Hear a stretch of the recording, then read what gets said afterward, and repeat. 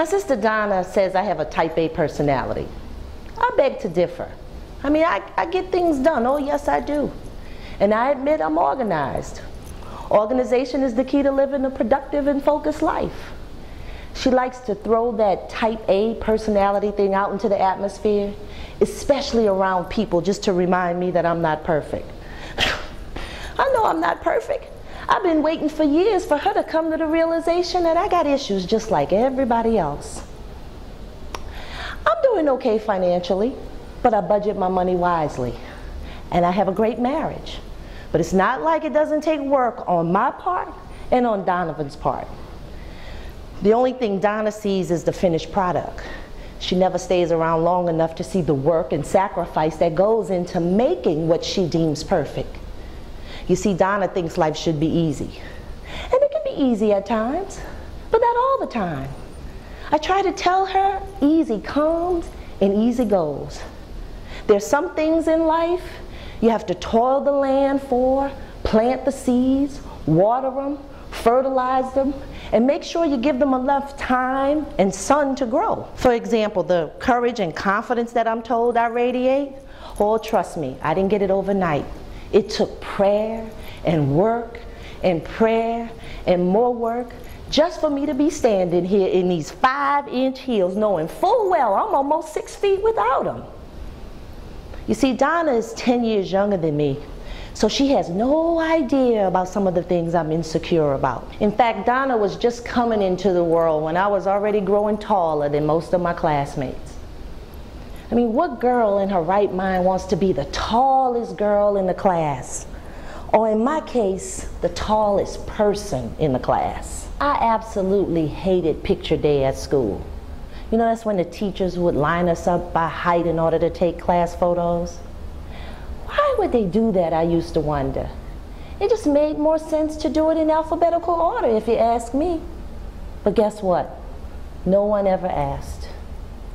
I think it was 6th grade when it became official to me and my classmates. I was a giant. I think my growth spurt landed me about 5'9" at that time. Oh, I was no longer Brittany Johnson. I became long legs, big bird, and a long cool glass of water up until I was like 18 or 21. Oh, the name calling never stopped. It never stopped. I really had a problem with being tall. I mean, how would you like going shopping with your sisters or your girlfriends and almost never being able to shop from the rack?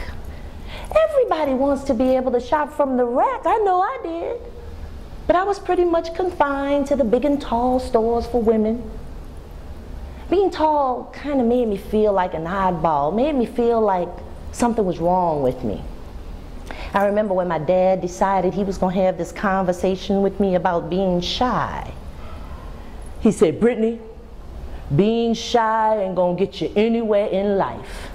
Being shy is all about the ego, Missy. It's all about you thinking. Everything is about you. Everybody's looking at you. Basically, my dad was telling me to get over myself. And I looked at him thinking, Pops, you don't have a clue. You just don't have a clue. But you see, my dad wasn't an oddball. My dad was 6'3". And nobody really cares about the height of men. In fact, most women prefer their men to be tall. But I wonder how many men wouldn't have a problem with their women being 6 feet tall, especially if they're only, say, 6'1" or 6'2". Now, I know some women who are confident enough in themselves to date shorter men. I'm not one of them. Oh, no, no, no. I don't want that type of attention. Being the tallest woman in the room with flats on is all the attention I need. But you know, God in His infinite wisdom chose not to honor my prayer request when I was 9 years old. I remember praying, God, dear God, please stop my feet and my legs from growing now, please. But you know, since I'm here telling you about my insecurities with my height, I might as well tell you about the time when I really realized I had some issues that needed to be addressed. I was sitting at my mother's bedside in the hospital, when my mother was in the hospital, when I met my husband, Donovan.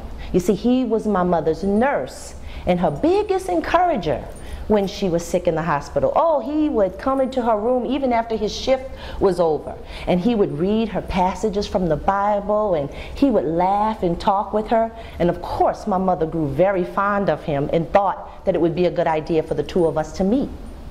So when he would come into the room, we would talk and laugh too and have a great time. But there was one thing I would never do. I would never stand up when he was in the room. You see, I thought I was taller than him, but I wasn't sure. So I made sure that every time he walked into the room, I would carefully watch where the top of his head measured on the wall.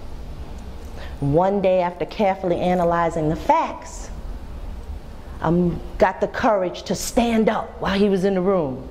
And I was so relieved. I was so relieved. He was taller than me. And then I realized I had gotten a husband before I became liberated from my own insecurities.